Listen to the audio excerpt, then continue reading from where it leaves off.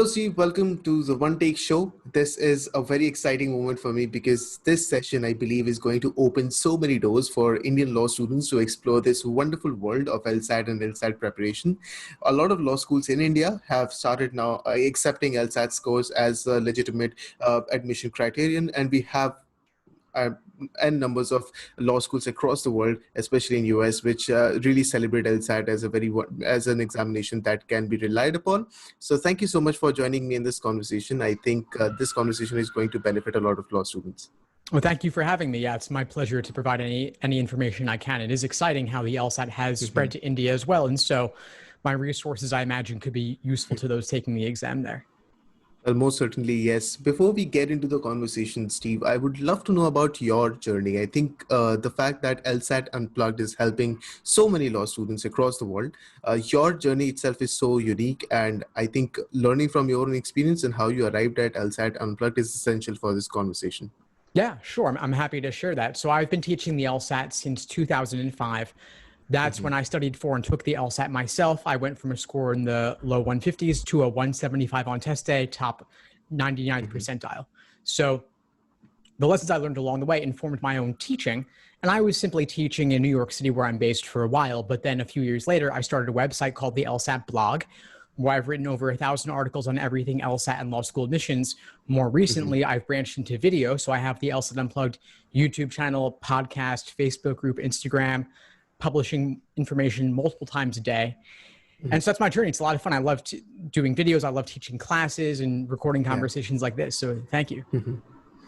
Well, what exactly is the principle behind law LSAT Unplugged, and what exactly is do you want to convey through your venture to law students? Like, what should your potential consumers of the content that you create, or the facilities that you provide, or the knowledge that you disseminate should expect from LSAT Unplugged?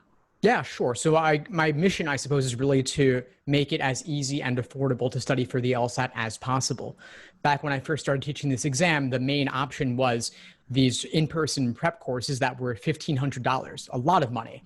But now with the internet reducing the cost of providing information and lower cost boutique options like mine rising up, it's possible to prep cheaper than ever before. And I release 98% of my information for free. Then folks can decide if they want to attend my live classes and Q&As and group coaching as well. And so that's really my mission, to get the information out to as many people as possible. And so it's exciting to me that the LSAT is now in India. There's the LSAT-India for undergraduate admissions. And so same material, same exam.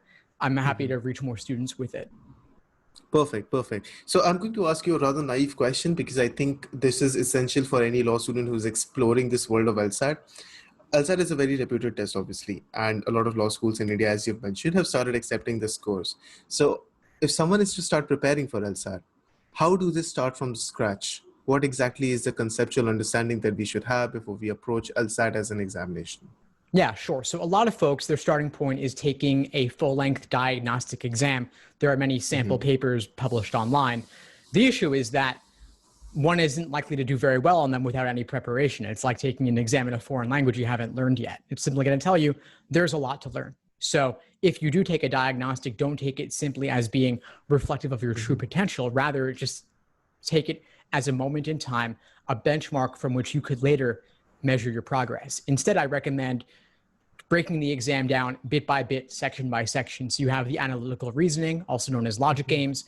You have logical reasoning and reading comprehension. So break it down bit by bit, step by step within each category, so you can really learn the foundation in a logical progression. Right, right. And as you mentioned that there are a lot of sections which are involved, I'm going to ask you, how exactly should we go about with respect to preparation for each and every section? I hope, I understand that this is a rather complex question, because obviously there are different strategies for every section that needs to be deployed. But with respect to a general strategy that can be adopted for every section, and is there a specific strategy that that you have probably discovered that is extremely effective while taking the test? Yes, there certainly is. And so it comes down to what I said, breaking it down to manageable chunks. So you have the 3 sections of content: logic games, logical reasoning, reading comprehension. Within each of those categories, you have certain types of logic games or certain types of logical reasoning questions. In logical reasoning, there's maybe 14 different types, depending on how you count it. So there's a lot of nuance and subtlety that a new student isn't going to necessarily recognize jumping in with no prior exposure. But this is what I do. So I've broken it down for you. I have day by day LSAT study plans showing you exactly what to do every single day over the course of your prep, whether you're taking the exam in 1 month or in 6 months. I lay it out for you. And my courses do the same thing as well. And so those are the details, but you could also create your own plan simply based on what I've laid out for free on the site. Right, right. A rather specific question with respect to areas such as logical reasoning, or you talk about these areas require a lot of training. What particular strategy with respect to logical reasoning you might have come across, which is quite useful for law students? Is there something that we can condition for? Because the common law aptitude test that we have in India for other law schools also has a similar pattern to LSAT, and they also have questions based on logical aptitude or logical reasoning. And for that, we are asked to keep solving the questions which come along, and we need to keep discovering the various questions. So is there any such strategy for logical reasoning? Because I often find that law students, they find themselves in precarious conditions or situations which are really tricky with respect to logical reasoning. Yes, there certainly is. And I can't speak to the common law admission test, I know, which is popular in India. I haven't looked into that one in depth, but logical reasoning, insofar as it is similar and does apply, what I'll say will then be applicable broadly. So the idea is really engage with the arguments. Most arguments in logical reasoning are informal logic. So you want to take it as if you were having a conversation with somebody in a real world setting. Don't try to diagram everything. Most logical reasoning arguments don't lend themselves to diagramming, meaning that it's simply not going to help you. It's just going to be a summary, but it's not actually going to further your understanding. And so take it like you're having a conversation with somebody. And since these arguments contain gaps, point out what the gap is, what fundamental flaw or error did they commit, or what underlying assumption did they not bother to explicitly state. So critique it, lay it out, have that back and forth. Right, right. And with respect to the language part of the test, I think language is also something that a lot of law students they struggle with, perhaps because English as a language is at times confusing, or perhaps not the most comfortable of the languages available to the Indian law students. So at such point where language plays such a huge role in a test like LSAT, do you have any basic preparation strategy for language preparation, or how we can improve our skills which reflect in the objective part of the test with respect to language? Yeah, sure. So if someone is a non-native English speaker, the proficiency isn't as high as it could be, it's going to be harder. It's going to take longer. There's no way around that. So if you were going to allow 4 months, give yourself 6 months, or give yourself even a year if you can. There's a lot of old test forms available, nearly 100 LSAT prep tests, so plenty of material to study from there. And I would suggest keeping a running list of every word that gives you trouble, every word that you don't know. Save a running list, review them later. And what makes the LSAT difficult with vocabulary, even for native speakers, is that a lot of the vocabulary is used in unfamiliar ways. So a word may have 3 different definitions, and they're using a secondary or tertiary definition that you have to get in context. And the only way around this is simply to review more to get better at understanding those terms in context. Yeah, yeah. Do you also suggest perhaps reading a more like the traditional advice when it comes to improving your language skills is obviously reading more novels, reading more English literature, perhaps watching more English movies, English TV series? Does that help, or is that just a myth? I think it could help if you have a long enough timeline. So if somebody watching this or listening to this, if they were in high school or they were a freshman or sophomore in college, but they're not taking the LSAT for another couple of years, then they've got plenty of time to build that foundation, even pre-LSAT content. More proficiency is always going to be good, but if you're taking it in 6 months or 3 months, that time would probably be better spent on the actual LSAT material, since, like I said, there are nearly 100 exams, which means 400 reading comp passages, plenty of information to use with the actual test forms. Right, right. And finally, I think, do you suggest any resources? I mean, obviously, Law Unplugged is one of the most prominent resources that all the law students, especially our listeners, can really exploit who are interested in LSAT. But apart from your resources, any preliminary availability of resources, perhaps like books, which are really appealing to law students when it comes to preparation? For example, SATs have their own staple book, and other such tests which like a TOEFL or IELTS have their own preparation guides and available. Is there any such book that you might have come across which can be used by law students to have a basic understanding of what this test is going to be? Yeah, certainly. So the Law School Admission Council, the people who create the LSAT, They put out a couple of sample exams available for free on their website inside your lsac.org account. I know that the LSAT India also has some sample test forms available as PDFs. And then LSAC has a program called Law Hub, LAWHUB, lawhub.lsac.org. Inside your account, you can get over 60 exams available in the digital LSAT format. It's a $99 per year subscription to get them in that software, but that's a good resource as well. I would recommend, aside from, of course, mine, LSAT Unplugged. There's the YouTube channel, the podcast, the Facebook group, Instagram, as well as the LSAT blog website, putting out tons of free information all the time. And I also have many of my own guides, checklists, cheat sheets, and explanations, as well as full video courses for every section of the exam and live online classes, Q&As, group coaching, tons of stuff there. And within all of that, there are some books as well that are digital, so folks can get them anywhere in the world. Wonderful, wonderful. My last set of questions involve strategization with respect to time. How do you see, how important is it for a law student to strategize time, not just for the preparation of the test, but also foreseeing the timing of the test? How long before should we start preparing? Or how, if we, for example, have different timelines, how do we adapt to them? Yeah, fantastic question. So there's a couple of phases of prep. One is simply accuracy alone. Then you have pacing with individual timed sections. On the LSAT, the sections are 35 minutes, which is really an unreasonably short amount of time. People would enjoy having double time and still might not have perfect accuracy. So the timing is a big part of it. So as the exam gets closer, you want to move from untimed drilling questions by question stem type to doing individual sections to work on your pacing, especially, for example, logical reasoning, where you have generally increasing order of difficulty as you progress through the section, and then pulling it all together with those full-length timed exams. So each part has a certain stage that you've got to consider distinct, and my study plans build this in too. And with respect to, for example, if I were to take LSAT this year, the next year, how long before should I start preparing, in your opinion, would be an accurate or appropriate time I should put in for the preparation for LSAT? I would recommend 5 to 6 months in order to achieve your fullest potential. Some folks will try to do it in only 2 to 3 months, but given the importance of the LSAT and the admissions process and how difficult an exam it is, it's worth taking more time to reach your fullest potential.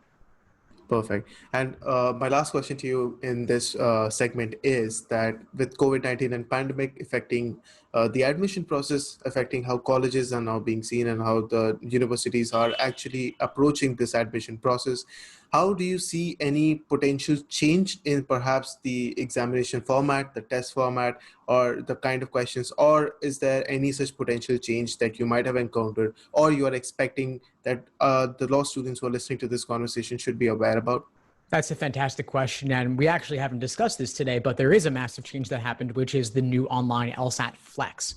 So they were going to administer the LSAT in person in the digital tablet format as they changed it over last year. They were going to do that this year as well. But due to the pandemic, they had to cancel the March LSAT and the April LSAT from being in person and reschedule them as an online LSAT Flex in May. They've since done similar for the June and July LSATs, and they will do the same for the August LSAT. So now, at least for those taking the LSAT this year, most likely, all tests are going to be online LSAT Flex. So the same question types, logic games, logical reasoning, and reading comprehension, but it's now online, not in person, and it's shorter, only 3 sections, not 5. And they're doing this worldwide. And my prediction is it will continue to be online for the foreseeable future, just because it's too hard to do it in person when different areas can have spikes in cases and such. Right, right. And with respect to taking the test online, I think it's a different challenge altogether. Do you have any such suggestions for law students how exactly an online medium of taking the test can be different from or in-person test taking process? Or is there something that law students should be aware about when they're approaching the test and they're sitting down to take the test through the virtual medium? Yeah, it's a big difference, especially for those outside the US, especially in places like India, where the LSAT was still paper and pencil until now. They never did the digital LSAT tablet overseas outside North America. So those who might have been preparing for the LSAT in books, on paper, they're going to want to change their approach. They're going to want to get used to doing it on a computer and doing it online. So like I mentioned, the LSAC has Law Hub, where you can get a couple of exams in the digital format or you can pay more to get many of them in the digital format. And that's the best preparation to get used to the software, the different annotation tools like highlighting, underlining, the countdown timer, all of that. And so, yeah, definitely prepare in that way if you can. Perfect, perfect.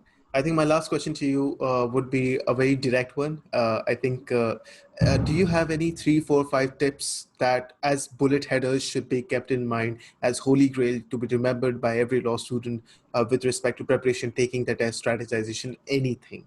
So those 3, 4, 5 bullet points that every law student should have in the mind when they approach LSAT. Yeah, sure. So, okay, so the first one is don't place too much importance on diagnostic results. Like I said earlier, Okay. they don't reflect your potential, they just represent where you are right now.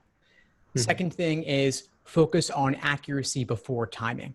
So a lot of folks will jump into doing full length timed exams and just keep taking more and measuring them. In reality, slow down, understand them deeply. Third thing is also review.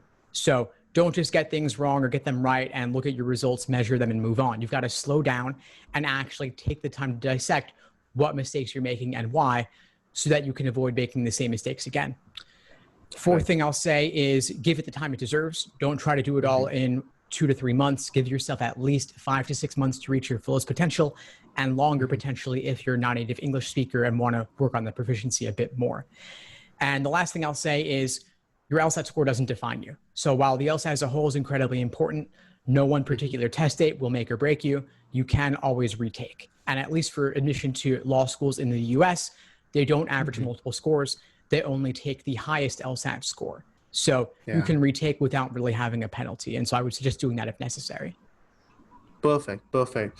Lastly, Steve, I think this conversation was something that was absolutely necessary. A lot of my friends personally have also tried taking LSAT. They have now started looking towards LSAT. One of the leading law schools in India accepts LSAT as a test, which really defines your potential for admission process. I think this conversation is going to help and benefit all of them. Before we close off this conversation, do you have any closing remarks for our listeners?